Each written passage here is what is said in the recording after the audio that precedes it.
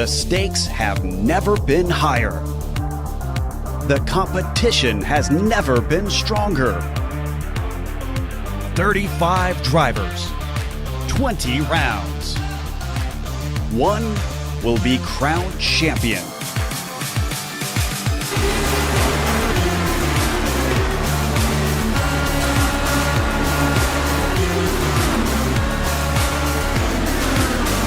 Competition, commitment, excitement. This is Lionheart. You're watching the premier American Open Wheel Series on iRacing. The Lionheart IndyCar Series presented by Burtt Medical Equipment starts now.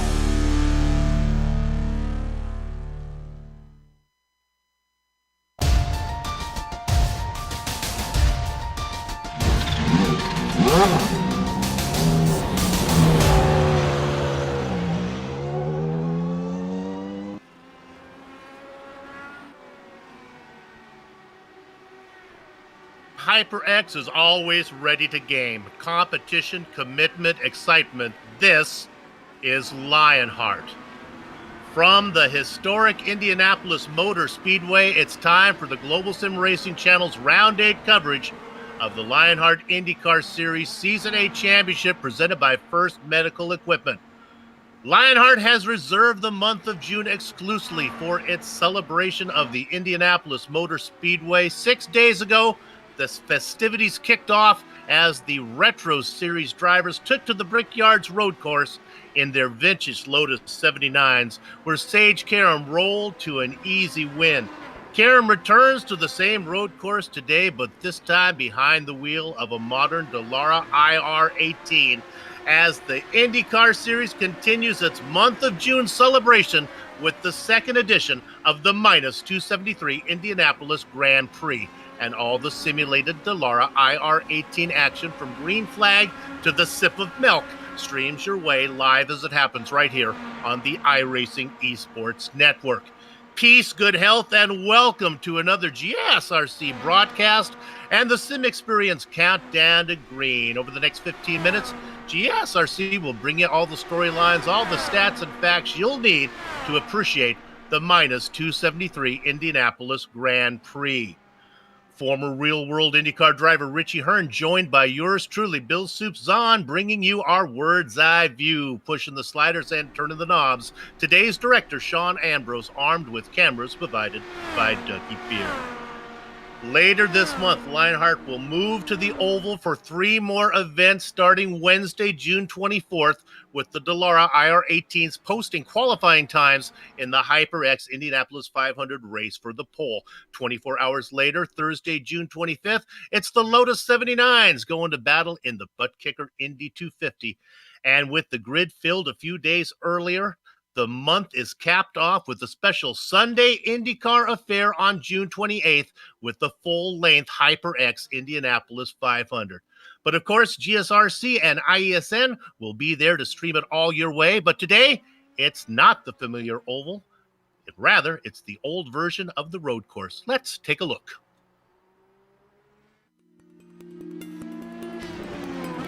Welcome to the Indianapolis Motor Speedway.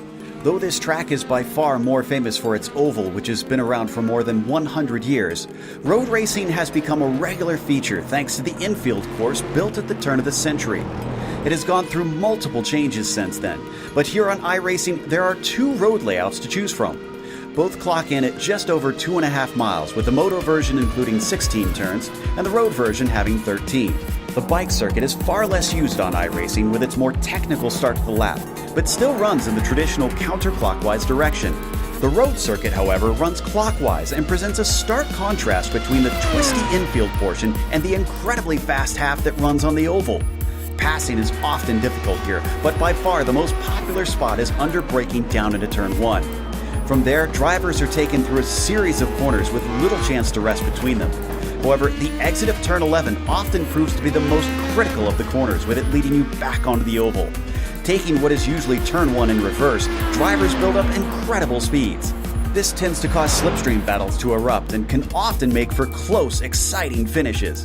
Formula One, IMSA, and MotoGP have all taken to the track, but currently IndyCar has become the biggest event the road circuit sees all year. Preceding the traditional practice and qualifying weeks leading to the Indianapolis 500, the Grand Prix of Indy has become one of the more desirable victories to claim. While there is still a proportionally small amount of history built on this version of Indianapolis, it's quickly becoming both a popular and well-used portion of this famous racetrack.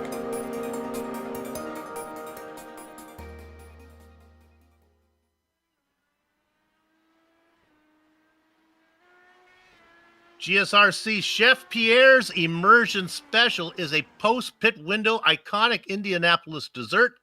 Persimmon pudding topped with vanilla ice cream.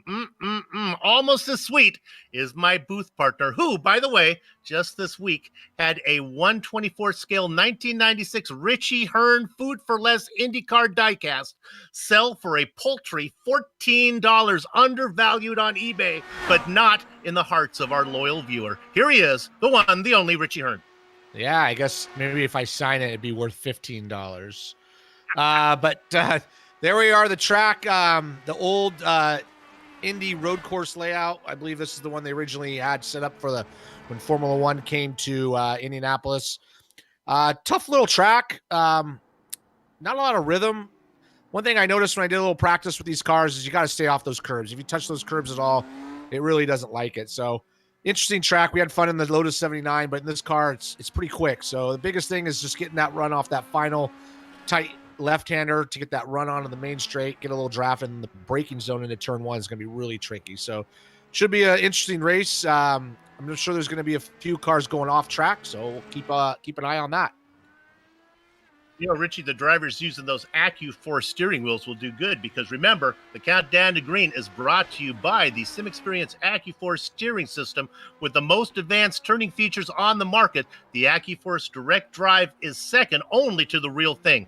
To check out the entire SimExperience line of products, head over to simexperience.com. Let's head over and look at the points quickly. We got a lot to talk about. Let's go through it. How about Sage Karam? He sits up there still in first place. Now, my dad taught me that there were 4 things to watch out for if you're a sim racer: children, work, school, and romance. Are any of those in Karam's future? Well, only his hairdresser knows for sure. Let's talk a little bit about Andrew Kinsella. He has 3 finishes outside the top 20. Now, assuming he doesn't miss any more races this season, when those 3 drop races are allowed to be washed away, look for Kavakech to be considerably closer in the points. Finally, the one last driver I want to talk about is the driver sitting in 9th position. The bloom is off the rose for rookie phenom Joshua Chin. Once leading in the points, he is now a right-sider in 9th. Let's look at the team championships real quickly. Karam Chin and Damon Martinez are a formidable trio for SKM. I don't know if they're going to be able to be caught. The licorice flavors of Adrenaline Motorsports sit second and third with red over black. And 8-Ball Motorsports is trying to scratch its way back onto a podium spot. One more championship to look at. Before I do that, let me remind you that the Drivers' Championship is presented by HyperX. And, of course, this team championship we just talked about is brought to you by the good folks at Butt Kicker. Richie, who you got for the rookies? Yeah, for the Butt Kicker Rookie of the Year standings, we still have Joshua Chin up in front. Frazier in second. Nothing's changed there, but we do have Nathan Lewis has moved up 1 spot to third. He's 45 points back. Usually these standings in the last couple of seasons have been a lot closer, so we'll see if they tighten up a little bit. Do have George Sandman moving up from 6th to 5th and Ganji moving from 5th to 6th, so we'll kind of keep an eye on that, but right now it's pretty much Chin and Frazier out front for the Rookie of the Year standings. Series organizers continue to refuse to enter the name of Tony Kanaan and Mateus was in there, and also our new guy coming in today. We have another one. How about Rubens Barrichello entering the Rookie Championship as the 11-time Formula One winner enters his first Lionheart event, racing in car number 111. Let's go down now and talk about, we're always picking up new viewers here at Lionheart. Let's talk about Lionheart. The Lionheart Racing Series is powered by HyperX and is the premier open-wheel racing league for the on iRacing. It oversees 2 great series, the Lionheart Retro Series presented by DMLC Racing Channel, and features series tonight is the Lionheart IndyCar Series presented by First vehicle equipment. Both series honors the memory of the late Dan Weldon. And I fooled the director as I called for that overlay coming up. Richie, let's talk about the race details. Yeah, these series details comes to us thanks to minus 273. Their premier name in karting gloves. Their industry-leading gloves are super lightweight and durable, made of breathable poly spandex. Whether you're a kart or sim racer, minus 273 gives you the control to reach victory lane. For more information on minus 273's full line of gloves and apparel, visit minus273.biz. And don't forget to use the LHRS for 25% off all your orders. And here's your series details. We're working season 8 of the Lionheart IndyCar Series, round 8 of 20 with 3 driver drops, as you see there, using the Dallara IR18. The setups are fixed, but they have been adjusted to make them a little raceable. And we're working on cash prizes totaling $10,721. And you talked about those cash and prizes of over $10,000 for the drivers, but I can announce a way for you, the viewer, to win something. And I bet you think Soup is a little bit stewed here, but no, you'd be wrong. HyperX has initiated a viewer giveaway for 2 upcoming broadcasts for HyperX Indy 500 Race for the Pole. Well, guess what? If you get to guess the fastest qualifying driver, you win a Cloud Alpha S blackout gaming headset. That's valued at $130. Be the closest to guess the top 5 qualifying positions and win an Alloy Elite RGB mechanical gaming keyboard and a Pulsefire Dark gaming mouse and a Fury Ultra RGB mouse pad. That's valued at $293. There's also prizes when we get to the HyperX Indianapolis 500. That's going to be on June 28th. I'll tell you what you got to do. Contestants, all you need to do is tweet in your answers to hashtag HX500. We'll have more information as we get closer to those events, but a good chance for all of you guys to pick up some cool gaming equipment. Let's look at the weather. Yeah, here we have the weather. It's a nice day here in Indianapolis, 73 air temp, 61% humidity, not too bad. Biggest thing to look at is the track temp, 99 degrees. We'll see if that goes up and down. It's kind of right in that area where it might get a little too hot, but the wind, southwest at 11 miles an hour, so that's going to have a little bit of effect on these cars in certain sections of the track, but not too bad out there for Indianapolis. Looks like all the drivers. I'm correct on this, Director? Of all the drivers put in qualifying times, or are we still out there doing that? I'm a little bit high here. Looking at Mateus Lace there. I talked about him as a not entered on the rookie championship. He's had several events. I think this is his 3rd race now with Lionheart. I'll double check that in a minute, make sure that's correct. He's looking to put in a qualifying time. 40 drivers have put in times. Brian Greenlee and Tony Schowen, the only drivers who have not. 42 names on the entry list. 42 names. That's a pretty big field here for this track. Yeah, it's going to be tight out there. It's a short track, only a minute 11 around, so 42 cars are going to see some lap traffic pretty early on. Richie, I watched you race this six days ago in the same track when you were racing the Lotus 79. We'll talk a little bit more about how it feels in the Dallara IR18. Let's go ahead and look at the grid. Sage Karam is going to be on the pole. He's going to be inside of Adam Blocker. Richie, who do you got in row 2? You got Matthias Leiss, who we were just talking about. He's going to start 3rd. Nice starting spot for him. And Josh Chin leading the rookie championship, starting 4th. Connor Harrington's going to be inside 2-time champion Jake Wright. Right next to them, or right behind them, will be Arjuna Kankapati, and next to him will be George Sandman. Stephen Larkamp and Nathan Lewis fill up row 5. Starting 11th will be Brian Beard. Starting 12th will be Andrew Kinsella. Taking us to the spot is Tyler Groff. It's the Candyman, Dustin Wardlow in 14th. Starting 15th is going to be Jay Brandt. Right next to him will be Samuel Ryman. New York fans happy to see Michael Goodman in 17th. He's flanked by Brian Carey. Rubens Barrichello, newcomer to this league, not a newcomer to racing. He'll start 19th. Right next to him will be Jason Galvin. Hidden Blackjack, it is Dustin Weaver. He's cited by Damon Martinez. And behind them will be Mike Rigney in 23rd. Mike Rigney, sorry, Mike. 24th will be James Krahula. Quarter century mark sees Brian Yazik, Adam Frazier outside of him. Starting 27th will be Yal Ritter. He's another newcomer. And starting 28th will be Tony Kanaan. Know that name, Christopher Stouffer in the 29th position with Darren Ganji, another rookie, in 30th. 31st is going to be George Anzaldo, and 32nd will be Scott Holmes. One of the Hacker Boys, it's Ron in 33rd, flanked by Mark Coe. 35th will be Scotty Johnson, and 36th is going to be Chris Lanini. Brandon Linkeman and Joe Branch fill up the next row. Starting 38th, Joe Hasser and Bart Workman will start 40th. Too many Joes, and the two drivers that did not put in qualifying times, Tony Showen, and it's not easy being Greenlee, Brian Greenlee down there in the 42nd position, racing in car number 38. A large field as they begin to roll out of pit lane. 42 cars taking the grid, and guess what? We have 4 onboard cameras to talk about. The first one is car number 78. That is the rookie Ajuna. Yes, he can. Capatti. He's got the HyperX onboard camera. Whatever you play, however you play, HyperX knows we're all gamers. Use promo code Lionheart or LionHRT15 at hyperxgaming.com. Let's look at the number 99. That's Michael Goodman. He's sporting the Turn Racing onboard camera, merging the gap between real and sim racing. Use promo code Lionheart10 at turnracing.com. 42.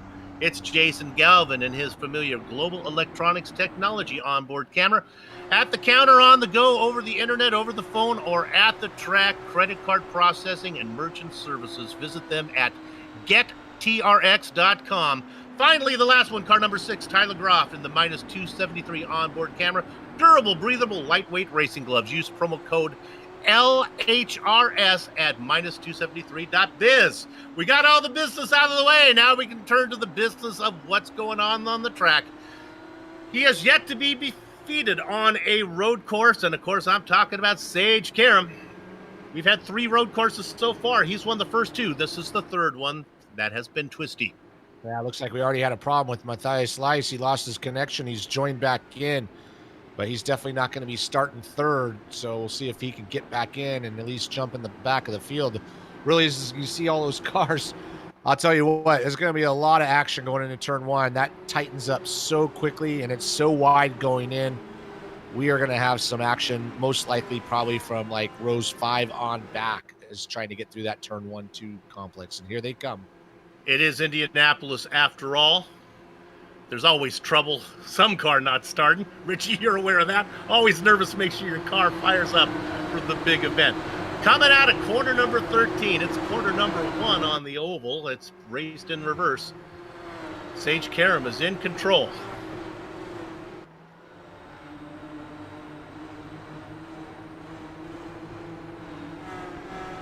We're all gamers, and HyperX knows how to game. Competition, commitment, excitement. This is Lionheart. It is indeed Sage Karam taking a fast line down into corner number 1.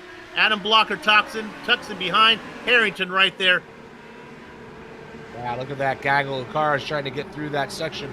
So far, doing a really good job. Everybody's staying it clean. I thought there'd be a little bit of action as far as contact, but nice job from the whole field getting through that first couple complex of turns.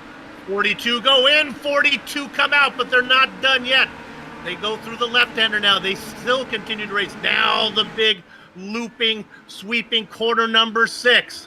Sage Karam has already cleared. They start the single file. They head down into corner number 8 for the first time.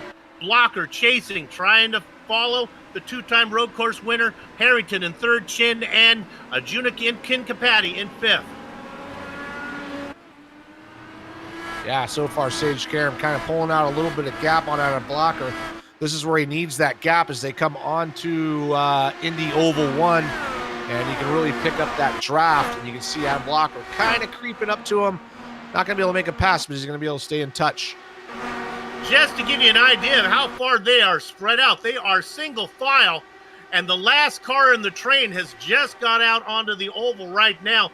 Meanwhile, Karam heads down into corner number 1. It will not be long until they get to lap traffic, and there will be plenty of it. Yeah, everybody's kind of single filed out. I did see Rubens Barrichello try to make a move on basically Jason Galvin, pulled back out, didn't stuff it in there, and that's a good job. And it's all stacking up behind Jason Galvin at the minute, sitting in the 15th position. Everybody else kind of single file. Bakersfield boy is being very excitable right now. Let's take a look as he is being chased by 11-time Formula One winner, Ruben Spiricello. That is intimidating. What I have noticed, though, that these Lionheart guys, they take no prisoners. They don't care about reputation. They'll race you hard, no matter who you are. Oh yeah, these guys. I mean, I've run with these guys for a little while, and they don't mess around. So it doesn't matter who you are if you don't put in the practice time and work on your craft, you're not going to be up there. So even though they run 15th, Jason and Rubens, everybody's really good in this field. Little trouble for Jay Brandt on that lap as he loses the position. Might have picked the slowdown penalty up. As we now are working on lap number 3. Let's take this opportunity, if the drivers behave, to go ahead and look at the race analysis. How far do we have to go? How far can we go? Bring that up. It's a 2-stopper. We're going 48 laps, the farthest we can go. Let's say 20. Even if they stretch it to 21, they still have to stop twice. And then you can see the incident penalties down there. It could happen.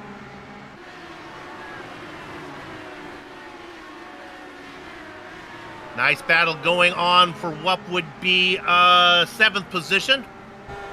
George Sandman under attack from Stefan Larkamp. Pulling away from them is Jake Wright. Go, Richie. I was going to say, you can see how hard it is to pass here. It's all pretty much single file. I don't think we're going to see much action until we get a little bit of wear on those tires. But, man, there's a string of cars right now. Sage Scarum and those guys in the front are going to catch up to the lead back pretty quickly. Let's go to 3rd real quick. This is Harrington with Joshua Chinham. I thought Chin might make a chance. You see Chin right behind the dark blue car there of Harrington. He doesn't do it, but look, now we ride on board with Chin working the wheel as they work now through. This is quarter number 4, the right-hander. Yeah, you can see how he got on that curve, and then he had to make a little correction. The car does not like being accelerated off those curbs. It really spins that inside tire, makes the car really loose, so you got to be really precise in how you're placing the car through these corners. I thought Chin was going to make a move, but he decided better of it. Maybe try again next lap. I guess you could force one going into 7th, but Richie, the passing zone into 1, that is so juicy. It's hard to really force something. If you know you're close, you just get them there, right? Yeah, I mean, the braking zone is so short.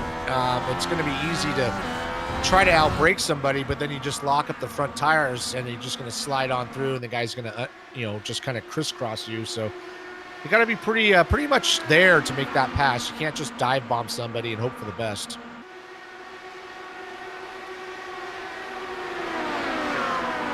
We'll jump back a little bit to 10th position where it's a little more active. This battle involves Brian Beard. Just ahead of him is Stefan Larkamp. Have a catch. Andrew Kinsella sitting 2nd in the points. I'm telling you, he's coming, and he's a legitimate chance for the championship when they start washing away some of his bad results. Tyler Graff back there as well in 12th.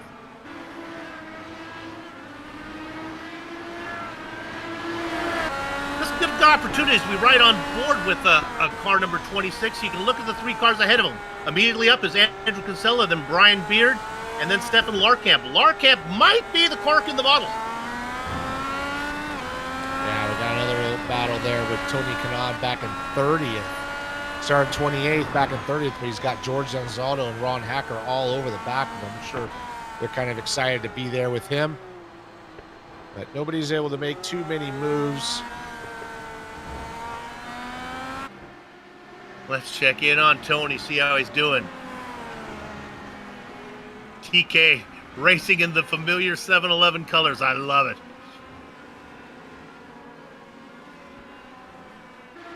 Not showing up on our screen. Yeah, I think he's got some like a special paint job here, just for this race here. But it looks actually quite plain. So maybe he lost his sponsors. Maybe they lost his sponsorship a little bit. Now he's just an independent. Happened to TK. You know what's interesting? I was watching practice. I saw it earlier in practice, so maybe there's an issue that we've lost the paints. Nevertheless, he's Tony Kanaan. He can be invisible. You still know who he is.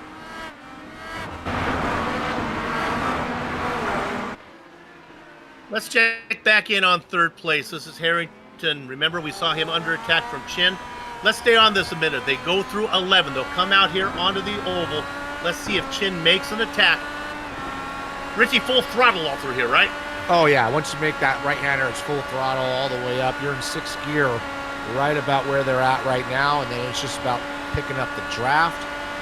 Sage Karam not pulling away like he normally does, so he's got Adam Blocker right behind him, and then right behind them is the battle we're watching with Connor Harrington.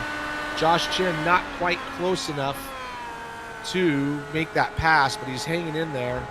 I think this is going to come down to just kind of not making any mistakes and see who can do the undercut and the pit stops. Richie, I want to talk a little bit about the new build. These are fixed setups. They are adjusted fixed setups, but you can't do much with them. But iRacing now lets you play around with some of the toys. Yeah, they finally let you play around with like the weight jacker on the ovals, obviously, and some of the other tools. And that's going to help some of these guys adjust, because sometimes, you know, your driving style just doesn't blend with the setup, and being able to have a few little extra toys to play with to kind of massage it a little bit, it's going to help. I think it's going to play a bigger part on the ovals than the road course, but it's definitely going to make everybody a little happier. But the one thing that might come into play, I do think you get to play around with the fuel mix. Am I correct on that? Yeah, but you know, honestly, a fuel mix doesn't really do much. The best way to save fuel is just to lift and coast. Sometimes trying to run that fuel mixture, unless they've made some adjustments that I don't know, it almost slows you down too much. So I think most of these guys is just kind of just doing it with their foot on the throttle. Especially the race today where the window is really big. It's really not a fuel savings event here. There shouldn't be an issue at all. Look how clean we have been. We have only lost one driver. That is Matthias Laced, who was late to the grid. And I don't think he actually entered. So that's really not a driver who had an attrition problem. 41 drivers took the grid. 41 are still racing. Tony Shaw in the last in line. Yeah, Matthias Laced never was able to get back onto the client there. And so he's basically out of the race. He is a non-starter. It's too bad because he qualified 3rd. As they say, that Shawan comes in for a pit stop. Might actually be in the window. He might be trying something fancy here. If he can go 20 laps at a time, that might get you there as he pits on lap number 8. Right now, not a lot of action going on, but the battles are tight. You know, that 1st, 2nd, 3rd, 4th battle is pretty tight. They're not able close enough to make a pass, but that Connor Harrington, Joshua Chin, Josh is there, but he's just not able to tighten up the gap enough to get that braking done into turn 1. But he's keeping Connor Harrington on it. So one slip up and he's going to lose that position. I just saw earlier that Jonah Kankapati has set the fastest lap of the race, and he's sitting in 5th. So nice job to him so far, and everybody's doing a good job. Nice clean race so far. That beautiful Indiana sky, puffy clouds out there. You know what, Richie? In the retro race, it was really Sage Karam was cooking with hot fish grease. He kind of ran away with it. Not the case today. Blocker doing a good job sticking with him, and surprisingly, Harrington and Chin also. We have 4 cars close enough where one little mistake can cost you not only 1, maybe 2, 3, 4 positions. Yeah, in the retro race, he just kind of took off and left everybody in the dust. But here he's only got about an 8/10 second gap over Adam Blocker, so they're all running pretty similar. Let's look at Josh Chin. He spun as we're talking. Car number 93. He was in 4th position right behind Harrington. There he is. He brings the car out. Not sure if he hit anything. He drifts the car a little bit, gets the left sides on the grass, and I think he just lost it. Ooh, yeah, he just kind of lost it. And really close to getting T-boned by the car. I don't know who that was behind him, but he just about T-boned him. And there you go. One little mistake. He's going to lose about 10 or 12 spots. So that's kind of what we have to worry. This track is very, very difficult to drive as the groove is very narrow. So these guys are going to have to be on their focus. I believe that was Arjuna Kinkapati, the rookie driver who almost got into the other rookie driver. Now we look at this battle. This is Stefan Larkamp. Oh, we got some contact between them. They're all 3 wide. Man, look at that mess right there. Now we're starting to see some action. That's Graf moving ahead of Larkamp. Watching back there is the Candyman, number 9, Dustin Wardlow. Fourth in line, Jay Brandt. Great racing going on back here. They're not that far away from Andrew Kinsella, who races in 8th. He is up 4 spots. Nice job for HyperX. Qualified in 12th. Yeah, those guys really got tangled up with each other. No harm, no foul, but it kind of mixed the group up a little bit. Stephen Larkamp, he was in the middle of that sandwich for a little bit, but doing a good job holding on to that 10th position. Started 9th and 10th, but he's having to fight for that. He's got Dustin Wardlow, who ran well in the retro race as well. He's right behind him. Jay Brandt hanging in there. Jason Galvin. Oh, Jason Galvin's going to spin coming off of turn 1. He's going to get that thing, lose a bunch of spots. There he goes. There's on the screen. And this corner is really tricky. You come in a little hot and you want to get back on the gas right away. He kind of bounces over that curb. And like I said earlier, the car does not want to be accelerating off those curbs. And that's what's going to happen. No contact, but he's going to continue on. A couple spots lost. Update you a little bit on pit stops. We talked about Tony Shallen. Thought maybe he was making an early stop. That was not the case. He did not come out. Samuel Ryman has made a stop, though. This might be one of those reverse things from Ryman that he likes to do. He comes in early, and he's back out racing now in 39th. Yeah, sometimes if you're in a bunch of traffic and you feel like they're holding you up and you can't get by, you might be better off pitting, getting some clear track, make up that track time, and undercut them, basically. Okay, that's Graf taking the defensive line on the outside of Stefan Larkamp. They are side by side going into corner number 1. The preferred position for Graf. He's able to fend off the attack from Larkamp. They lose a lot of time. That allows Dustin Wardlow and Jay Brandt to pick up a bit. Yeah, you can see he's quite.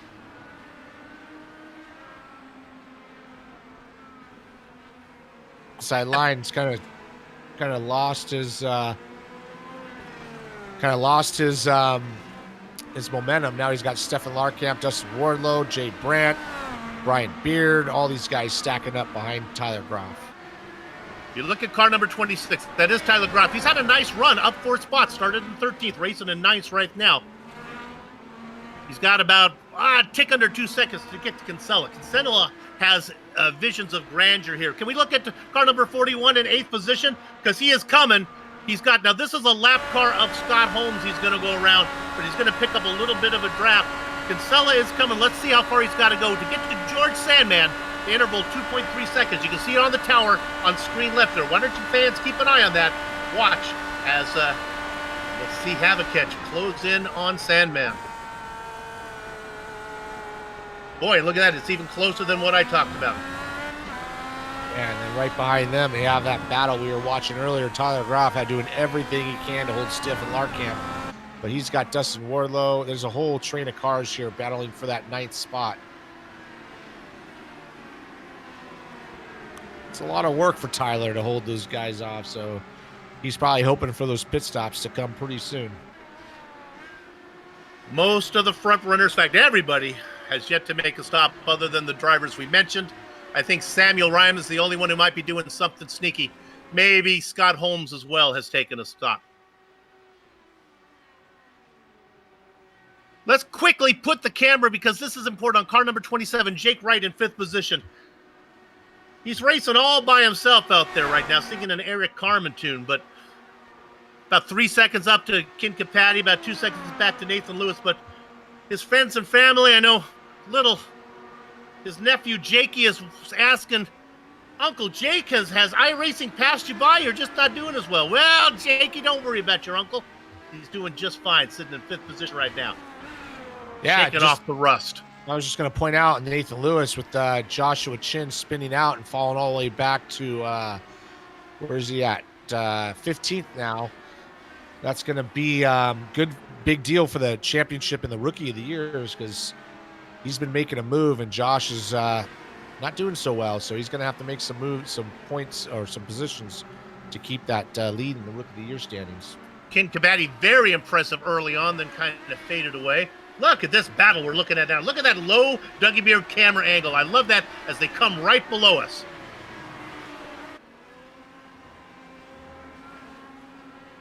That is a nice battle indeed.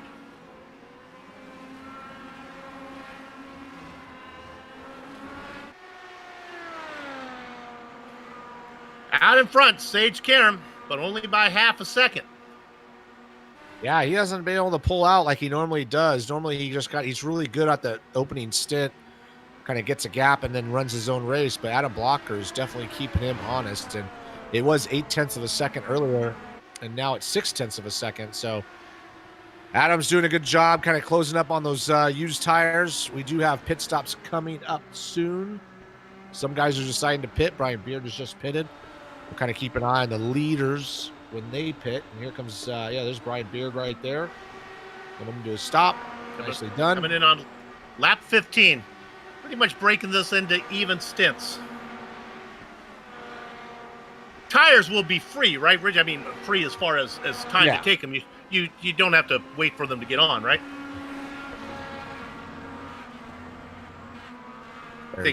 There we go. Richie's back. We missed you a little bit, Richie. Go ahead, talk about tires.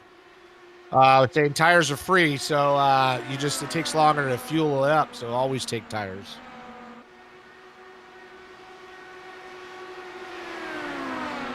Our leader coming across. Let's follow this battle for a while. Sage Karam under attack from the familiar blue machine of Adam Blocker. I was talking with Blocker between a couple of the races earlier. I'm colorblind. He says he has trouble seeing colors as well. He says that blue color that he uses on his car is one that he can see easily. So I'm with you. I like it, Adam. Let's keep it on there. It's tradition. And right now, seeing a whole lot of it is Sage Karam in the rearview mirror. Yeah, Adam Blocker's really closed up. It was 0.8 of a second, then 0.6 of a second. Now it's 0.3 of a second. So, it's 5/7 of a second now. Back as they get on the straight, it kind of yo-yos back and forth. But he's also got Connor Harrington right there. Let's stay on it. Oh, this is Brian Greenlee taking an interesting way of getting off the track there as he basically parks it in the Indiana alfalfa. Greenlee calls it a day. And the Candyman has had an issue. We'll see if we can find it. I don't see it. Our director has found it. Let's look at it live. We'll watch it with you. Oh, no. Stay off the wall. Nope. Yeah, unfortunately, just got on the gas a little too hard and spun it up and nosed it into the tires or the guardrail there. Now you can see he's got massive damage. He's going to be able to come in and fix that. So he needs to take his pit stop now. Joshua Chin, who had that spin earlier, he's making a stop. The leaders of all the cars who have pitted right now, it looks like it's Brian Beard, but he was well behind the order. I'm not sure if he's really going to be a factor to do an early peel, late reveal. We watch Karam, Blocker, and Harrington. The fourth car you see back there, that's the rookie Ajuna Kinkapati doing his very best to hang with those guys and doing a good job of it. Watch the interval between Kinkapati and Wright in fifth position. It continues to stretch. Jakey doing all he can to get up there. It would love to see Jakey get a win. Yeah. Let's go ahead and look. Yeah. Go ahead, Richie. I'm going to say Rubens Barrichello doing a great job. Started 19th all the way up to 12th. He's kind of found his groove here a little bit, and he's starting to catch the group in front of him. Closing in on Jay Brandt for 11th position. So nice move for him. It does take a little bit if you don't, to get used to how these cars drive, especially with a fixed setup. You got to sometimes adjust your own driving style, and it looks like he's starting to figure that out. A lot of that maybe as he works around Brandon Limpkeman, who's a lap down. Some of that picked up position may be a little bit of a faux stat there, as a lot of cars are pitting right now. Rubens is having a long run. More drivers coming in. Brian Yazik in this, Lanini, Cone, Ganji. Yeah, a lot of guys looking to pit about now on lap 18.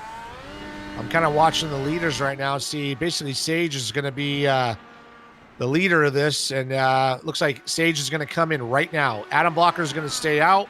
Sage is coming in. So we'll see if he can undercut him. And looks like everybody behind Sage is going to stay out too, second, third, and fourth.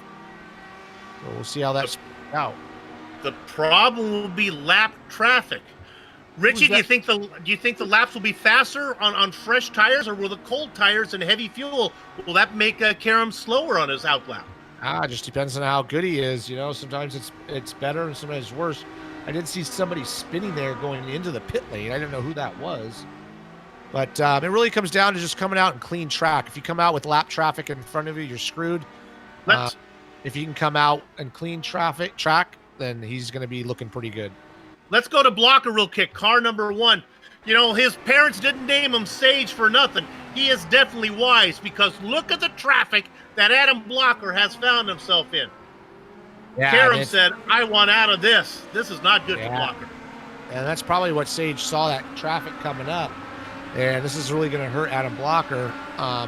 Even just a couple of tenths is going to make a difference. It looks like Adam Blocker's coming in right now.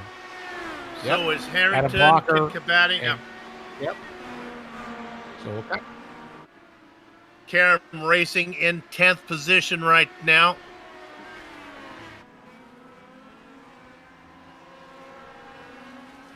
Working his way around. There will be another set of pit stops.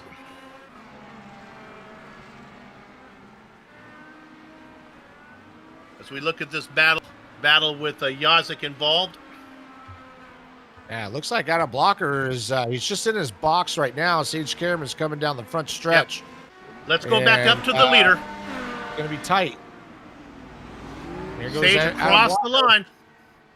Oh, he's easily going to get him here. He's going to go by him right there in turn 1. Basically end up right where we started. Before the pit stop, it was Karam, Blocker, Harrington, and Ken Kabaddi. Ken Kabaddi's in the grass. Car number 78 was in 4th position. I don't think he's going to lose a spot. All it does is bring him a little closer to Jake Wright. Cold tires, maybe? I don't know. Oh, yeah. Cold tires. There's no tire warmers on these things, so just gets on the gas a little bit too early, half spins it through the grass. Doesn't lose a spot, but it's definitely going to tighten up with the guys behind him. He's going to lose that grip with the group he had in front. So we talked about Jake Wright. There's another spot for him to pick up as he races in 5th position. With all the pit stops done, let's take this opportunity to walk you through the grid a little bit. Let everyone catch their breath to show you what's going on. Our leader, it's Sage Karam. He did not lead the entire way. Blocker did get credit with leading a lap, but he's out in front right now. Adam Blocker racing in 2nd, being chased closely by Connor Harrington. This is pretty much how these guys have raced the entire event, but we're only into lap 21, not even to the halfway point yet. Then it's a long way back. And sure enough, Jake Wright has made the pass on Ken Kabaddi. They are side by side. The dark car is Ken Kabaddi. The white car is Wright. And the rookie wants the spot back from the veteran, and he gets it.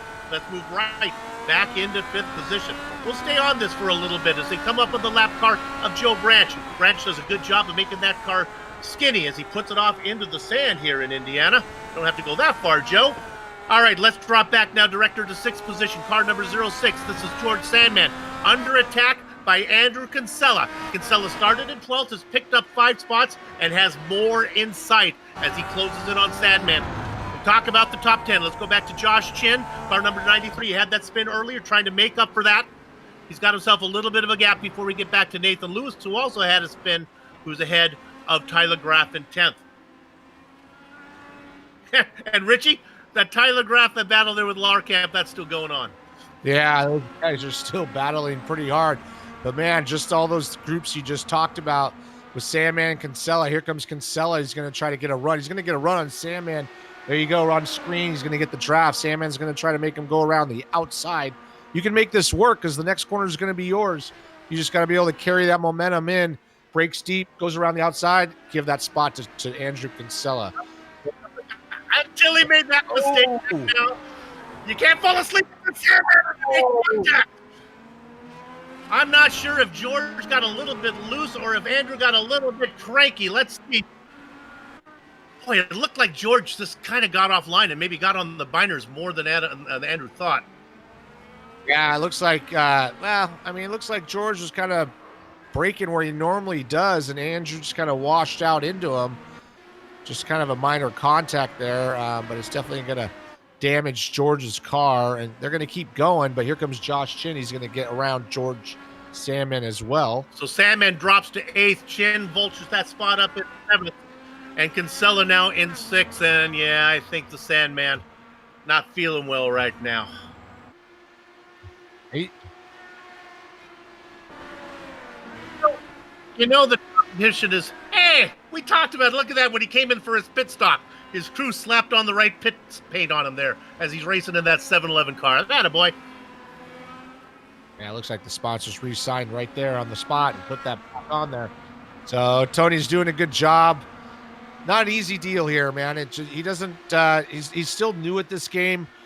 As far as real life experience, he's not. But being on the sim, it's still new. So he's doing a good job against these guys. Started 28th up to 22nd, holding his own, and he'll get better and better as we get going. Tell me how true that we play it here at GSRC. If I could have my way, I would just watch Tony Kanaan race the 14 all the way around. I am beside myself. Broadcasting with Richie Hearn is a dream enough, and then I have TK in a race that we're doing it. And now Barrichello as well. It's frightening what's going on here. Let's look at P10.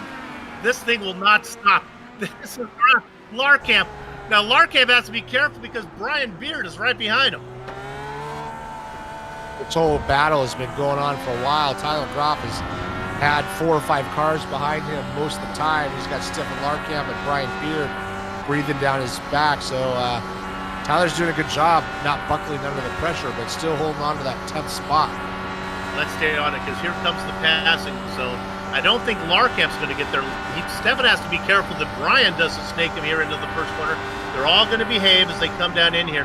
Little peek from us. Spoke a little too soon, didn't I? Yeah, he took a little look there, got close, but now Brian Beard's got Jay Brandt all over the back of him. So it's a nice little battle. Nathan Lewis is up in front of this, but not in part of this. But it's really Tyler, Larkamp, Beard, and Brandt battling for that 10th spot. We've been jumping around a lot, and we have to go to a break pretty soon. But let's stay on this battle for a little bit.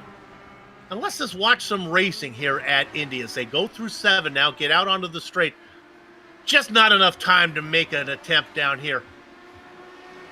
But what was interesting is Larkamp was thinking about going on Graff, and while that was going on, Beard said, maybe I'll try to pick up that 11th spot on you. Let's stay with them as they come out onto the oval.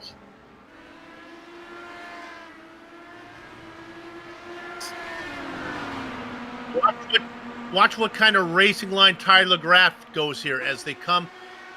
Boy, it's hard for me to say corner number 13. It's corner number 13. Look at the run from Larkamp. Graff knows he is a sitting duck. He's weaving like a drunken sailor, trying to pin Larkamp down to the inside. Careful, boys, they might have touched. Now Graff moves over to get a wire line into the corner. Meanwhile, he is there first as Larkamp. Now he's into the grass. They touch again. They bang. They get it straightened out. Now get into the mix. Another country heard from. It's the country of Brian Beard. Meanwhile, up in front, Larkamp continues to battle with Graff. Graff, you got to give it up. Tyler says, I guess I will, Soup. He settles into 11th position. Larkamp now up into 10th. Beard watching from 12th. And getting in there is Jay Brandt in 13th. And with that battle settled up, what we're going to do right now is take a short break in this break between the pit stops. We're going to show you some of our sponsors. Don't go far. We'll be back. You're watching IESN and GSRC.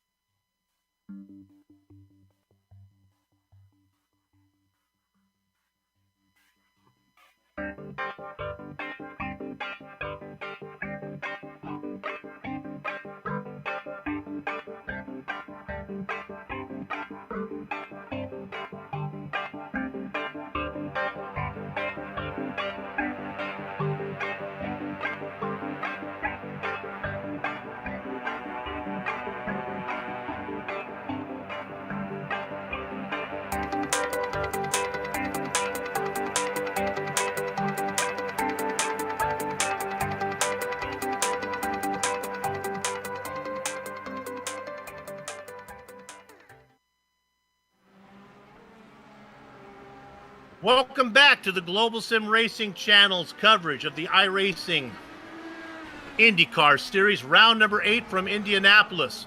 We are working lap number 28. Our leader is Sage Karam. He just worked his way around 2-lap cars of Ron Hacker and Mark Cohn. He has Adam Blocker chasing him. Blocker has been on his tail the entire race. One more pit stop to come.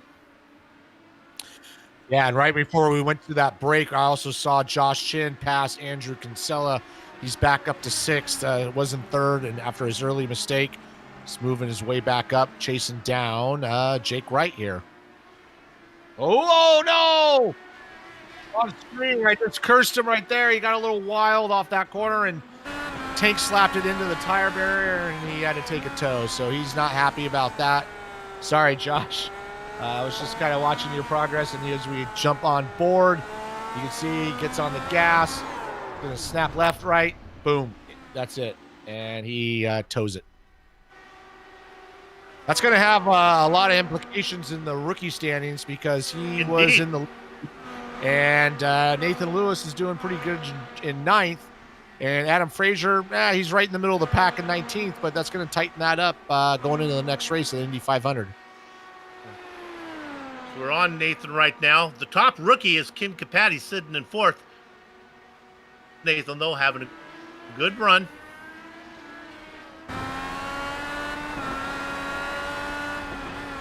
And there's the number 78 machine of Juna Yes You Can Capatti. Racing that HyperX car, onboard camera. If you missed the opening, I recommend that you go back and rewind to where we're talking about the race details. I had information about prizes that you, the viewer, can win. We're not going to talk about it during the race, but you want to rewind, find out about it. HyperX giving away some great prizes for you, the viewer, to have. Great run from a junior right now, sitting in 4th, up 3 spots from where he gridded. This is fun. Let's stay on him here as he's working on. Is that Harrington or is that a lap car in front of him? That is Bart Workman that he's after. There, he gets around Workman. Workman goes a lap down now. Well, he's been a lap down. He goes a lap down to Kington Patty. Yeah, just going back to Tony Kanaan and Frazier's right in front of him, and right behind them is Yao Ritter. He's a newcomer, another Brazilian newcomer to this group. I was just watching Yao almost take that position with Tony. Tony's doing a good job working his way up from 28th to 19th. And working on getting up to Adam Frazier there. He's picking up the draft at Indy Turn 1, coming down the front straightaway. And nicely done so far. Going to our other rookie driver, Rubens Barrichello. He's sitting in 26th, last car on the lead lap. So he's he's hanging in there, just getting used to this whole sim thing. All you soldiers in Soup's clipboard army, I want you to mark down the name of Samuel Ryman. He was in 17th. He just came in, took his second pit stop. He was just ahead of Tony Kanaan. He felt the pressure of the reputation of TK, an Indy 500 winner behind him. He said, I'm coming in, taking my final stop. Get out of the way. I can go all the way from here. And he rolls out. Watch for him to be inside the top 15 when this thing is all said and done. Started well down the order. Look at this mess that we're on right now.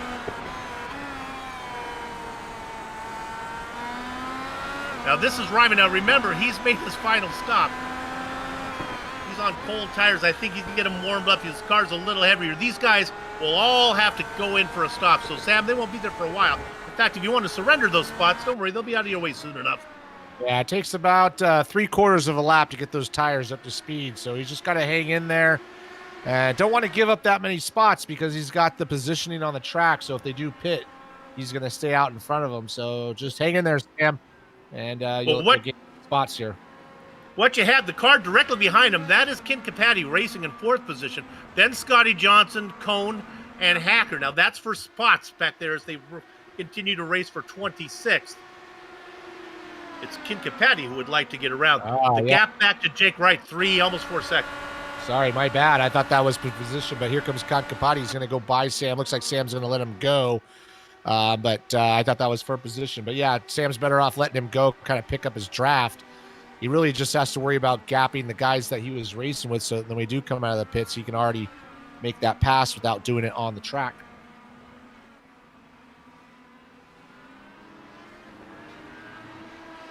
Been a very clean event so far.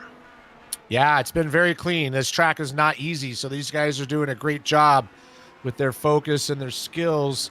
Up front, we haven't really missed anything. Sage Cam's still leading. He's still got about an 8/10 second gap. Well, it's out a second now up to Adam Blocker. Adam was keeping him honest.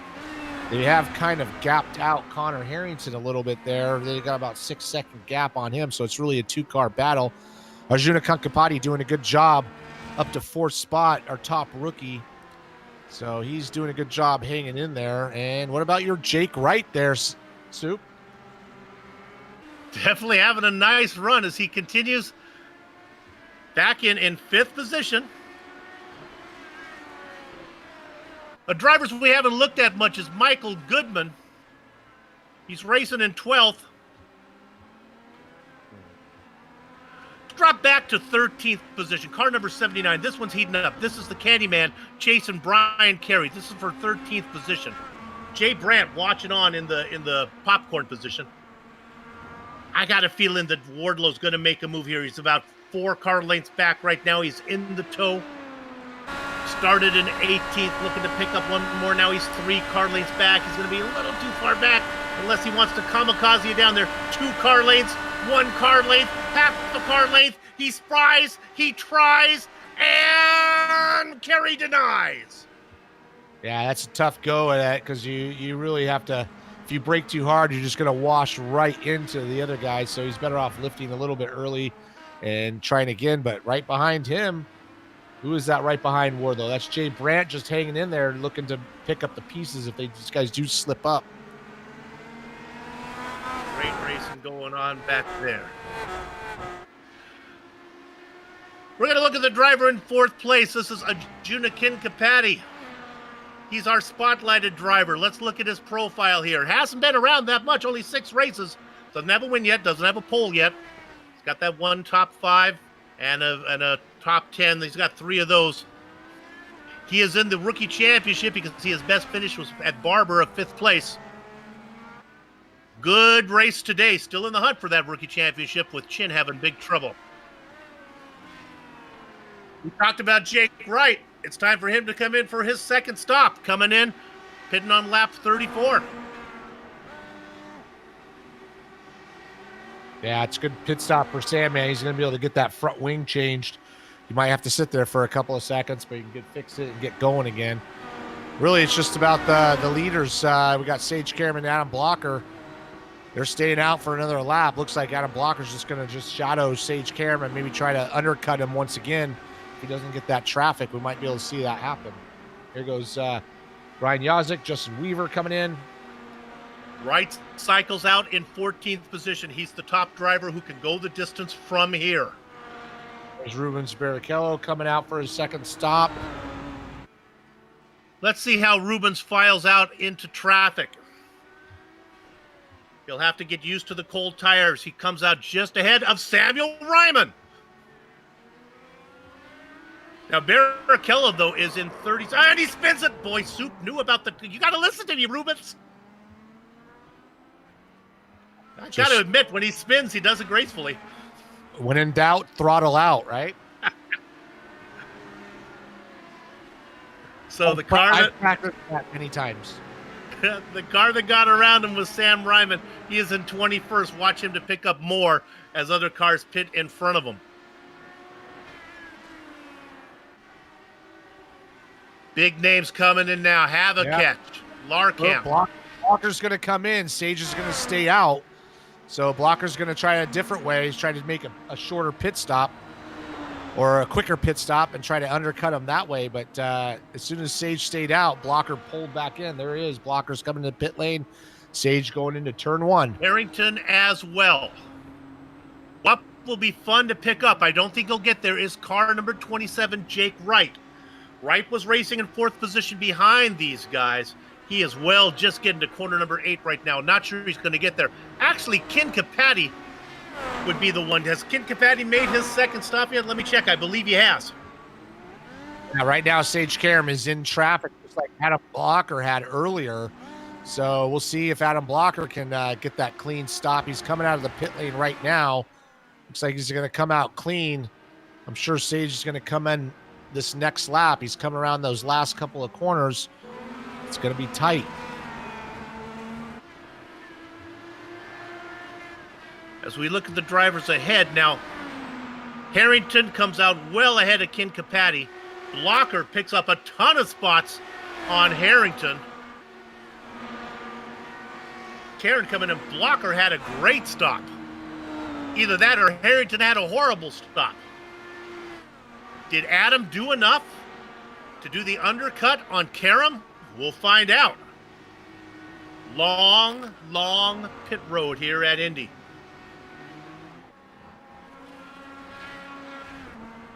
All right, Sage Karam still coming to his box. Adam Blocker is basically coming on to Indy turn 1. This looks good. This is going to be tight. This is going to be really tight. Adam Blocker is coming down the front straightaway, full speed ahead. Sage Karam off the blocks, coming out. But the pit lane speed limiter goes down. Oh, he's going to beat him easily. He's going to get him pretty good here. Karam is out. Here comes Blocker with nice warm tires. Karam, no fear, though, as he has a good, almost a 2-second cushion on Blocker. It won't be wire to wire for Sage, but close to it. Harrington in third. I was going to say, one thing that Sage is really good at is those cold tires. It doesn't matter what car he's driving. That's where he picks up his advantage and the starts of the race. Now, Michael Goodman with the Turn Racing onboard camera is in 5th position. This is a little bit of a fake spot, though, as he still needs to make his spot, make his stop, as does Damon Martinez racing in 4th. Ken Capatti was in 4th position before the stops. He's in 6th right now, but he'll vulture those two for the drivers I just talked about coming in for their pit stop.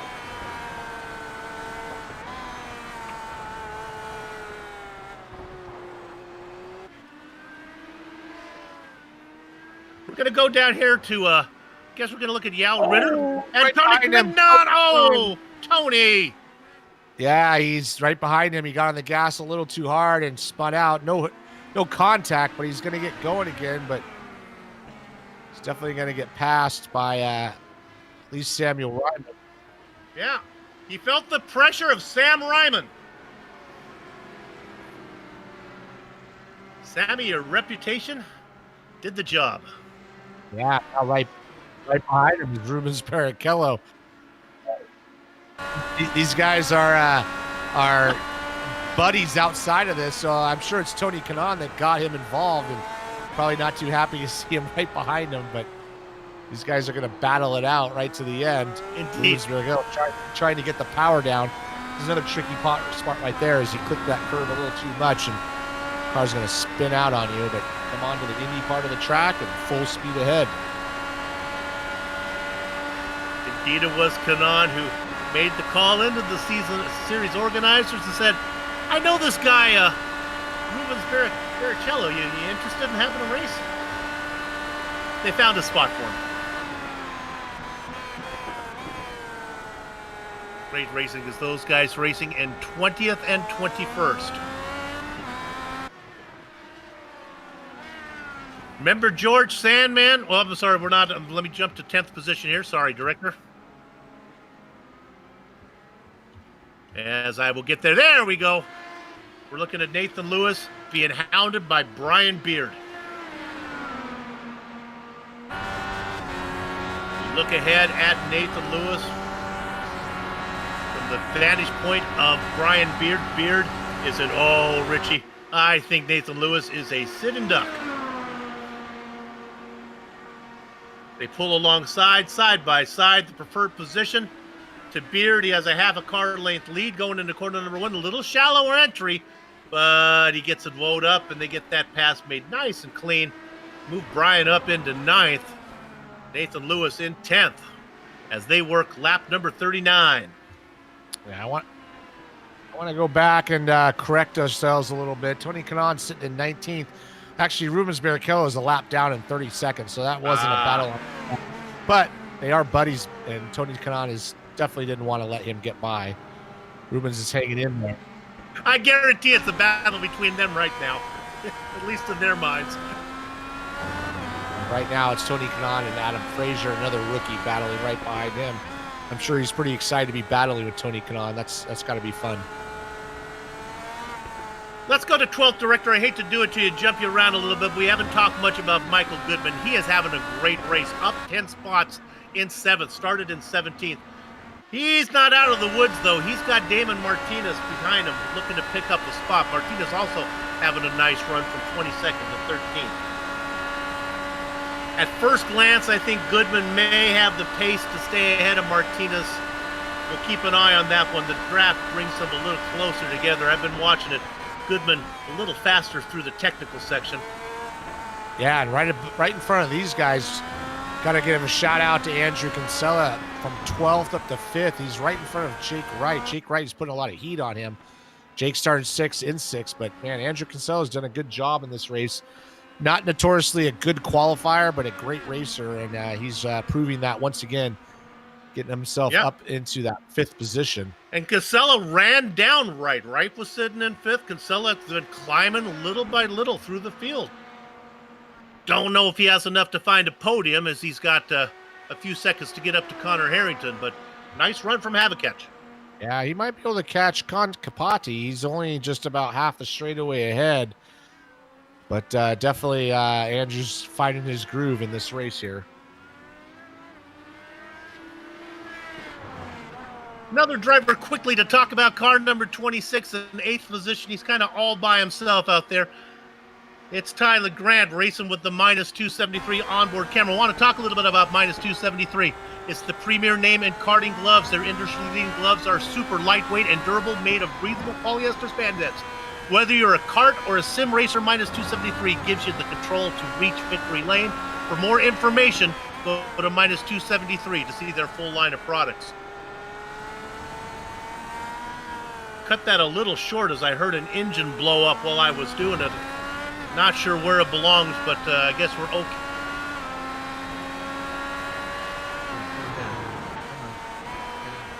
Not sure what that was. You know, we were talking about those minus 273 gloves. Richie has a pair of them. My Uncle Vinny is a notorious second-story man, a cat burglar. He swears by them. Great for not only racing, but they also hide your fingerprints. And they are so sensitive that you can actually, hear the tumblers fall, feel the tumblers fall on the wall safe. So keep that in mind. They are multi-purpose gloves.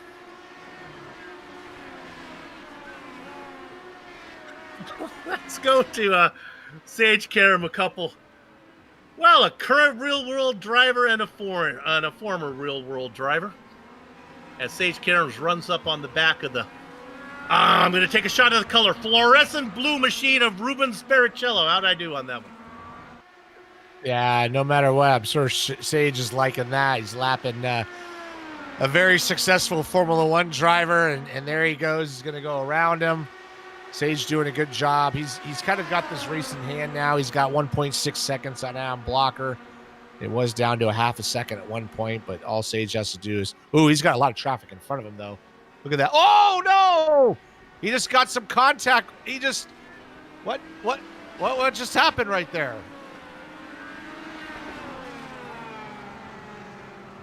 Oh, and here goes Blocker around him. Sage has got damage. He's missing his front wing, or his left front wing, and he's going to have to hang on to it. He's going to try his best to get around Blocker. Blocker's, once he gets onto the straightaway here, Blocker's going to take off. Oh, man. Sage does not want to give it up, and Blocker just needs to take advantage of this once they get on the straightaway. But who was that they got contact with? It was Brandon Limpkeman, and the car to watch it from, we'll want to do a couple onboard cameras here. The one, we may want to see it from Sage perspective, and then from Ruben Barrichello's perspective as well. Yeah, let's wait till we get on the straightaway here. As Adam Blocker is in the draft, he should be able to easily get around him, but Sage is hanging on for dear life right now. He had an easy go. There's only 6 laps to go, but here goes Adam. Sage is, oh, come on. That's a little dirty. A little bit dirty, but tried to block it. Actually, I think Karam actually put it in the wall, and now they get to the scene of the crime here from the earlier incident. We're going to stay here for a minute. I hope we don't lose our bookmark, that we can go back and look at this one, but this is too good to look at. Blocker now working all over the back of Karam. Yeah, unfortunately, Karam can't slow down like he normally could because he's missing some front downforce. So Adam Blocker kind of ran into the back of him. I'm sure Adam Blocker's not too excited about the way he drove him down the front straightaway, and now he's going to get by. Oh, no! Oh! He spins it, and he'll have time to catch it. He gets and he gets collected. It gets collected and barrel rolls. His race is over. It's going to give it back to Sage Karam. He is not going to be happy about that one bit. Boy, this Rubens really opened up. It was Rubens who got him. Well, he was already spinning right there, and then Rubens had nowhere to go right there. Rubens hit him, and somebody hit Rubens, and wow, that really changed quickly. I don't know how much we're going to be able to go back and look at. There is that's Barrichello in the pits. All right, we're gonna look at the incident with Sage. I believe this might be the first one that involved as he gets in the back of Limpkeman. Yes, it is. Yeah, you can see he's coming in. He's got a lot of traffic and just kind of runs into watch the him back. Go right underneath of the bouncing Limpkeman. He clears that one, and there's Rubens Barrichello, who's going to get into the mix here in a second. Watch this one as you'll get a great view. Watch Karam go underneath that car. Whee! Abby, you're lucky Sage isn't any taller than he was, or he'd be a little shorter than he is.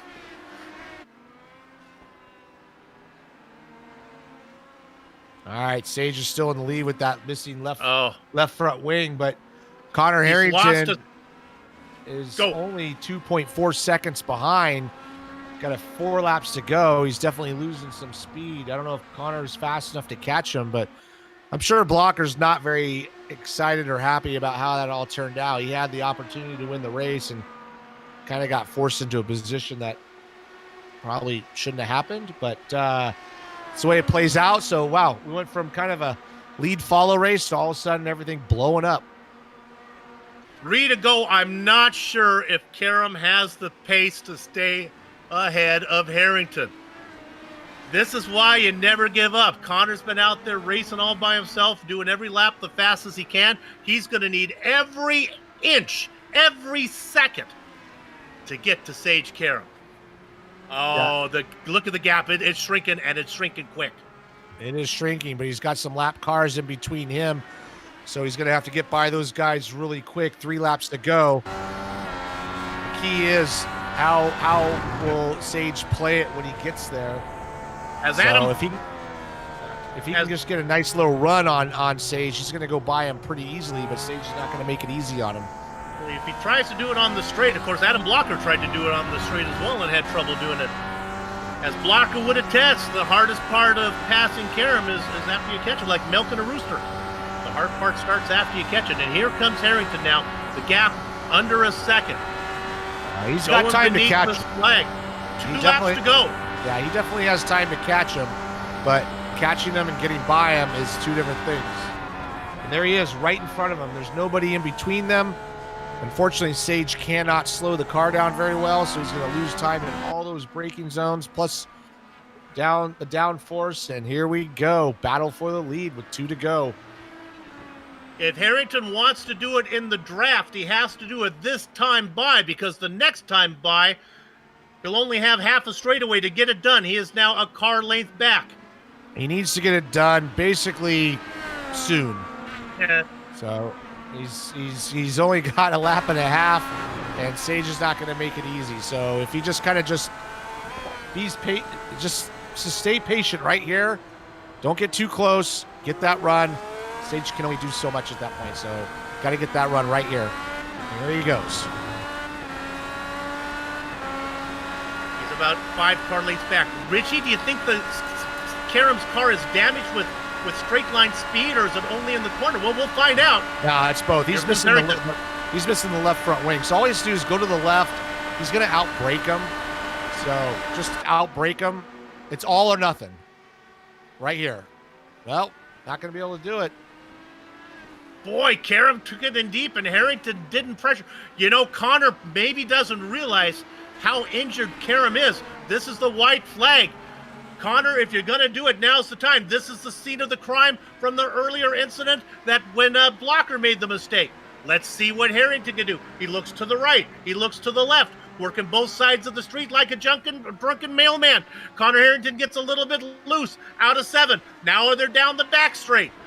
Look at Karem pull away. It's an 8-car length lead. Running out of time. Running out of track.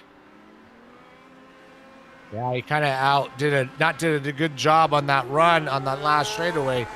This is going to be it. I don't think he's going to be able to do it. You can see the damage on the rear wing. Oh, Sage gets in the grass. He's going to lose some momentum. Come on, Connor Harrington. You got to get right in that draft. He's going to just be able to go around the outside. It's the longer way around, but the blue car has momentum. He has got there. Let's give the win to Connor Harrington as he steals it on the last lap from Sage Karem. Ajuna Kinkapati will take the final podium spot. Andrew Kinsella comes across in 4th. Former champion Jake Wright gets a top 5. Let's look at Graff and Beard as they battle. Graff is in 7th position. He's got quite a distance ahead. Let's jump back and look at a battle here. Maybe Brian Carey. Let's jump in on Carey as he tries to run down Damon Martinez. Carey, car number 79. Not sure if he's going to get there. Looks like Martinez is going to come across in 11th. Carey will get 12th. Don't think we have any other battles. 18 cars finish on the lead lap. Samuel Ryman will get 17th, and the last car on the lead lap, let's go ahead and give him one last piece of screen time. Car number 14. Go out and get yourself a Slurpee, boys and girls. It's the Tony Kanaan car, finishing the last car on the lead lap in 18th. The racing is over here at Indy, but our broadcast is far from done. We'll take a short break. We'll come back and run down the entire finishing order before we go to the post-race show. Don't go far. Back in a minute.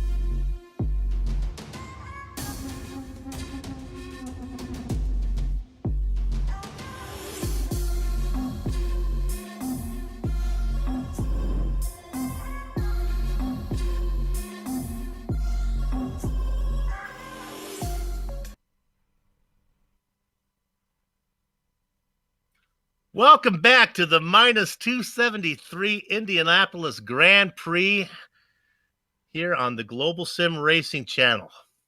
You know, the Lionheart Racing Series is powered by HyperX. And when you're trying to claw your way to the top of the podium, it pays to have an ultra-comfortable, high-quality headset that gives you the audio information you need to grab the checkered flag.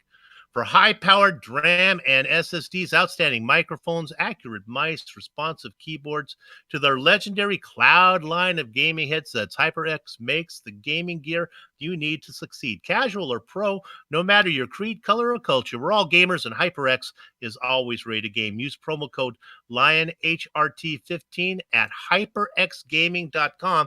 And don't forget to go back and watch the pre-race show when Soup talked about the prizes that you can win in the upcoming broadcast here on the Global Racing Channel, courtesy of HyperX. All right, let's go to the finishing order. This is brought to you by Turn Racing. And at the top of the order, well, it was Connor Harrington. He led for maybe, 400 yards, if I'm being generous on that. Connor Harrington gets the win. Sage Karam in second. Junikin Kapati, top rookie finisher, in third. Andrew Havakech Kinsella goes from 12th to 4th. Former champion Jake Wright raced about 5th position the whole race, and that's where he comes home. George Sandman had an up-and-down battle. He comes home in 6th ahead of Tyler Graff. Brian Beard, good finish in 8th position. Michael Goodman and Nathan Lewis round out the top 10. Richie? Yeah, coming home in 11th is Damon Martinez. We didn't really mention him much, but man, 22nd to 11th, nice job. Right behind him is Brian Carey, Dustin Wardlow in 13th. Stephen Larkamp battling all night, started 9th, come home 14th. Yal Ritter, newcomer to the series, good job to him, 27th to 15th. Jay Brandt in 16th. Samuel Ryman tried to work that early pit stop, started 16th, ended up 17th. Tony Kanaan, last car in the lead lap, nice job to him, 28th to 18th. Covered him a little bit. Chris Stouffer, first car, lap down in 19th. And Mike Rigney coming home 20th. Hitting blackjack, it's Brian Yazek with Adam Frazier in the double deck spot. Chris Lanini, very sleepy performance from him in 23rd, one lap down. Scotty Johnson in 24th. The Watchman, Mark Cohn in the quarter century mark. Justin Weaver, did not talk much about him, 2 laps down. Ron Hacker next to him, George Anzaldo. Adam Blocker had a chance for the win. The racing gods sometimes are not fair, as he's going to have to settle for a 29th spot, 5 laps behind the leader. Rubens Mirkello in the 30th spot with Brandon Limpkeman and Bart Workman in 32nd. Josh Chin in 33rd. Oh, I'm sorry. Go ahead, Richie. Take it from 34th. I got a little carried away. All right, Joe Branch, no problem. 34th. James Krahula, 35th. None of these guys finished the race, exited early. Joe Hazard, 36th. Jason Calvin, 37th. Darren Ganji, not a great night for him, finishes 38th. Brian Greenlee, 39th. Scott Holmes, 40th. Tony Schowen, 41st. I don't think he started the race. And Matthias Leiss, unfortunately, qualified 3rd. Could not get his connection working, and he's going to finish 42nd. And those standings that Soup forgot how to announce were brought to you thanks to Turn Racing. They're merging the gap between real and sim racing. Use promo code Lionheart10 at turnracing.com. And now let's head over to the Sim Experience Victory Lane, and we'll talk to our race winner. It was Connor Harrington. Connor, you can probably hold your breath longer than you actually led the race. I'm in shock. I don't know what happened. I don't know if am I dreaming? I can't believe we won a road course race in the Lionheart series. Just a crazy finish to the race. We lost the front 2 there at the beginning with the unforced error after the pit stop, and I was kind of just out riding in no man's land, and just things happen. It's the mystery of the universe. I can't believe it. I'll be honest with you. I thought your chances of the win went away on the final time down into corner number 1 when you were side by side with Karam, but you didn't force the issue. I go, he's not going to have time to get it done, but you were able to get it. Yeah, it was a crazy finish there. I had coming to 2 to go. I had 2 push to passes left, so I used the first one coming to the white and then we used the last one off the final corner there, and I was able to drag race around Sage. I think Sage had been pressing the push to pass down the short backstretch and the front stretch, trying to keep up and have some pace. And I think he just ran out of presses. I don't think, I was on the wrong side to make a move into turn one there on the white flag lap. So I knew the only place I was going to be able to get him would be coming around Indy turn one. And I just, I can't believe, I don't even know how much we won by. I didn't even look. I'm just in shock. This is just wild. So how aware of you are the situation of the guys in front of you? I'll tell you right now, I don't know if you knew it. Karam had a little bit of damage. Is that something you knew, or did you just, how much did you know? Yeah, we knew. I mean, I drove by Blocker sitting on his lid. So I knew something was going on, and I looked up in front, and Sage had gone from like 8 or 9 seconds ahead to only like 2 or 3. So I asked my engineer if he had gotten involved in a dust up, and he had. He said he was missing a whole front wing, and he had a bent rear wing. So at that point, it was time to probably drive the 4 best laps I can at that point and try to catch up there and get the win.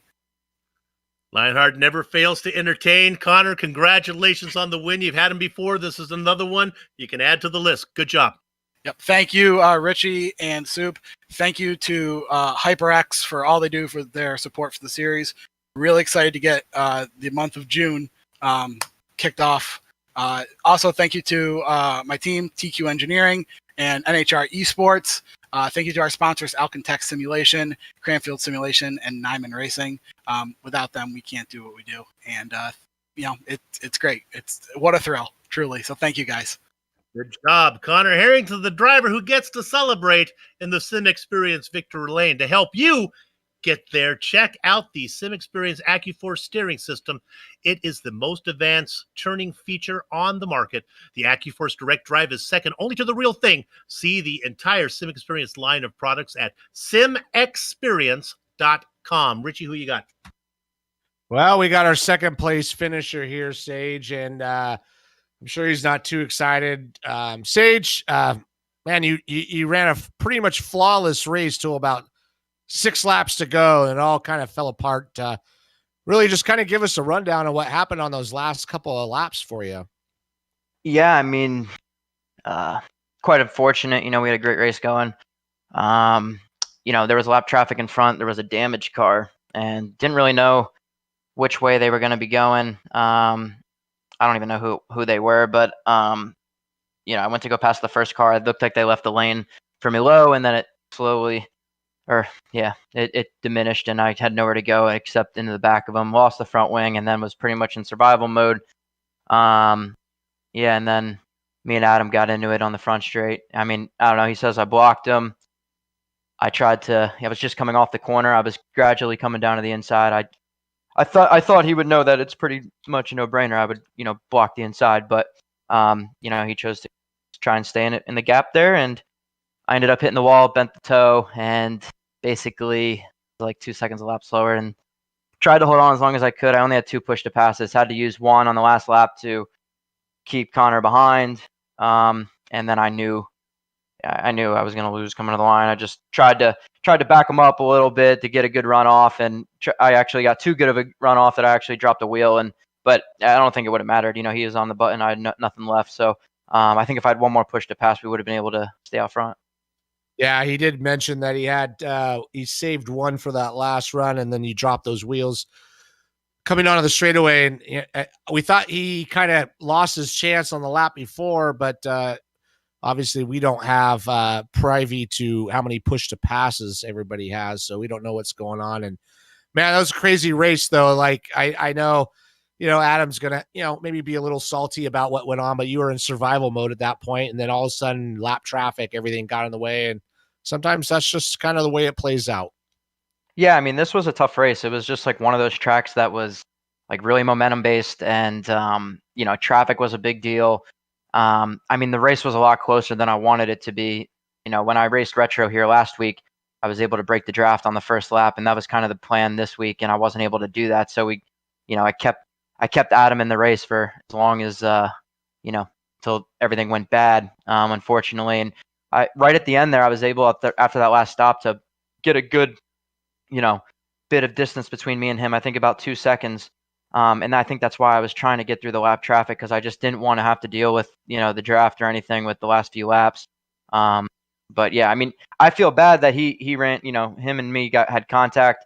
I mean, it wasn't intentional. I mean, I was trying to get down to the bottom off the corner, the slow gap, gap was closing slowly. I thought he would have popped high, but he tried to stay in it. I wasn't going to move, obviously. And then, yeah, he spun. I mean, he would have won if he didn't self-spin, but it's just racing. That's what it is. Tough track, but still happy to get second place. Given the circumstances. My rear wing was junked, my front wing was gone, toe was gone. So, I mean, still okay. Yeah, well, I mean, you still finished second, and it'll be good for you in the points to kind of make up for some of the bad races you had earlier on or missed races. And yeah, we'll see. Next race is going to be Indy 500. Yeah, I was wanting to get the win here just because real racing starting up. I don't know, what races I'll miss and stuff. So, I'm trying to build the points lead as far as I can. But yeah, I go down to Charlotte to go on the Chevy Sim, getting ready for the month, not the month of May, sorry, getting ready for Indy and everything. And that's actually on the day that we have qualifying for this next race, the 500. So I fly back that night and I'll jump into the sim and, attempt to qualify. I'm sure you'll do just fine. Thanks, guys. All right, man. Thanks a lot for joining us, and good luck in, obviously the real racing coming up, and we'll see you back on here soon. Yep. Thanks, guys. I think I speak for everybody where I enjoy that Sage is racing with us, but I hope that he has to miss a lot of Lionheart races so that he gets to race some real world racing. I know his schedule was going to be a little busier until the virus got him, so hopefully he'll get a few more rides booked for him this season. We get to talk to our spotlighted driver. His nickname is Yes He Can. It was maybe Yes He Did as we talked to Ajuna. Yes He Can Capatti, a third place finish, your best result ever in Lionheart. Congratulations. Yeah, thanks, guys. It's surprising because to be honest, it's the race that I've done the least preparation for. So I came in with lower expectations than some of the previous races. But yeah, capitalized on some of the mistakes, and I just wish I hadn't had that little mistake at the pit exit on that first time around, so that I didn't could have maybe tried to be in the battle for the lead there. That would have been fun. It was indeed. You got a little old school Battlestar Galactica going on there with your voice, but I think it's good enough. We can go ahead and continue this. I'm trying to get you figured out, Arjuna. My guess is you like road courses better than ovals. Am I thinking right on that? Yeah, for sure. When I joined Powerslide and Adrenaline Motorsports in January, I came over from a predominantly road racing and endurance racing background, so really enjoy the road races, but it's always fun to learn on the ovals, and now that we've got the addition of the tools as well, I think it'll be even more exciting to go to some of the ovals, and SUP's the big one, the 500, so yeah, should be good. Well, congratulations on the podium finish today. I would not be surprised if you picked yourself up a win before this season is over. Thank you, guys. Okay, let me ask Lauren Green here. Do we have another interview, Lauren, or are we done? We're gonna go ahead. Richie, who you got? We got looks like we have Tyler Groff. And Tyler Groff, man, we covered you a little bit, well, not just a little bit, a lot in the race. You were in heavy battles the whole time. Just give us a little rundown how it went out there. Yeah, that was the toughest seventh place that kind of got gifted to me at the end there. I think I battled for. I think I broke a couple fingers today on my left hand, so any corner where I had to pinch that wrist, it just I was ready for the race to be over essentially. But yeah, all the guys that were around us, Larkamp, Beard, I forget who else, Lewis, everybody raced. Raced really well. There's a lot of give and take. I know Larkamp and I banged wheels a little bit, but it was just good hard racing, and yeah. Yeah, I know you, like I said, we covered you quite a bit, and you had a lot of pressure going on the whole race, started 13th up to 7th. It looked like it was kind of difficult to really make any moves out there. Yeah, there's 2 or 3 spots to pass on this track if you're lucky. If there's more than 2 cars in a draft, and you're the third car in it, you're not going to make a pass at all because then they got the toe in front of you. You kind of had to surprise them a little bit. You kind of had to bull your way around a little bit, but like I said, the give and take was pretty good. So if somebody kind of bullied their way through, it didn't seem like it was an issue when you'd pass them back and maybe be a little bit late on the brakes or late with the stick in the nose in. Yeah. Yeah, well, we had that minus 273 camera on you quite a bit. Was it able? Did you have to manage your push to passes because it's quite a long race and you only get so many, and those were key probably. Yeah, I think I used. Actually, I was stuck in pretty heavy traffic for like the first 10 laps, so I didn't have to use any then. As soon as Andrew and I broke away a little bit, I used them just to manage the gap, and then I had him up until the last lap. So it was definitely managing him, but it wasn't as difficult as I thought it was going to be yesterday for sure. Nice. Well, thanks for joining us, Tyler. Good job coming home into that top 10, and we will see you for the Indy 500 coming up next. Yeah, thank you. Just like to thank the Dan Weldon Foundation and minus 273 for being on the card this week. Awesome. There you go, Soup. Tyler Graff, our 7th place finisher. That's going to do it for us here, but let me tell you about the people who have made this possible. How about First Medical Equipment? They've been the source of medical supplies and equipment in the Burlington, Iowa area for years because of their superior commitment to provide the absolute best in product quality and customer service. How about HyperX? Whatever you play, however you play, HyperX knows we're all gamers. Use promo code LionHRT15 at HyperXGaming.com. Sim Experience, second only to the real thing, SimExperience.com. Butt Kicker, bring more realism and immersion to your session. Use promo code LION2020 at thebuttkicker.com. To contact any of the sponsors you see on screen, go to LionheartRacingSeries.com. The original music for every GSRC broadcast comes courtesy of June Lalonde. See the screen for contact information. On screen now are some of the upcoming, some of the companies and equipment and software that we use to stream cyberspace into your place. The Lionheart IndyCar Series returns June 24th for a very special event.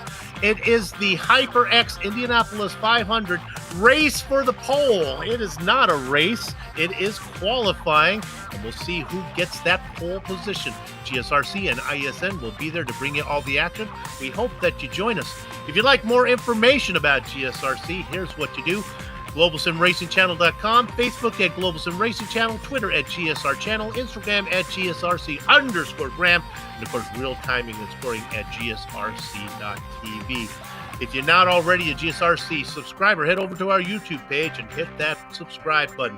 Looking for some great 4th of July gift? Go check out our GSRC merchandise store at gsrc.storenv.com. Sadly, our GSRC custom-made fireworks have sold out, but there's still lots of good items to choose from. Finally, on behalf of the crew, that would be Richie, Sean, and Dougie, I'd like to thank all of you for watching, as it was Connor Harrington picking up another win here in the minus 273 Indianapolis Grand Prix. With that said, we're off to have fun. What are we doing? We're storming the castle. So until next time, race clean, race hard, and we'll see you on the track.